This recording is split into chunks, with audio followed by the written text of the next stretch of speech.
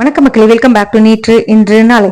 இந்த quick recipe வீடியோவில் நம்ம ஒரு லஞ்ச் பாக்ஸ் ஸ்பெஷல் ரெசிபி தான் பார்க்க போகிறோம். வெங்காயம் பூண்டு எதுவும் தேவையில்லைங்க. வாழைக்காய் சாதம் ஈஸியாகவே நீங்கள் பண்ணிடலாம். ஒரு பொடி அரைச்சா போதும்.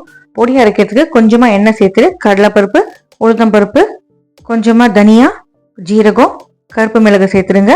காரத்துக்கு காஞ்ச மிளகாய் சேர்த்துக்கலாம். வாசனைக்கு கொஞ்சமாக எள்ளு, தேங்காய். பருப்பெல்லாம் பொன்னிறமாக மாறணும். தேங்காய் பொற நாளதுக்கு அப்புறமா எல்லாத்தையுமே மிக்சி ஜாருக்கு மாற்றிட்டு பொடி அரைச்சி வச்சுக்கோங்க. இப்போ அதே கடாயில் கொஞ்சம் தாராளமாக எண்ணெய் சேர்த்துட்டு கடுகு, ஜீரகம், கருவேப்பிலை, பச்சை மிளகாய் சேர்த்துக்கலாம். ஒரு வாழைக்காயை நான் நீளமாக துருவிட்டு சேர்த்துக்கிறேன். வாழைக்காய் சீக்கிரமே வதங்கிடும். 1/4 டீஸ்பூன் மஞ்சப்பொடி, கொஞ்சமாக பெருங்காயம் சேர்த்துக்கலாம். வாழைக்காய் வாயுத்தன்மை உண்டு.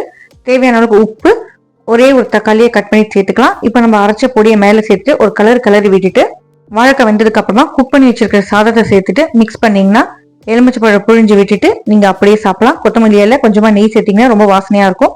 ட்ரை பண்ணி பாருங்க. தேங்க்ஸ் ஃபார் வாட்சிங்.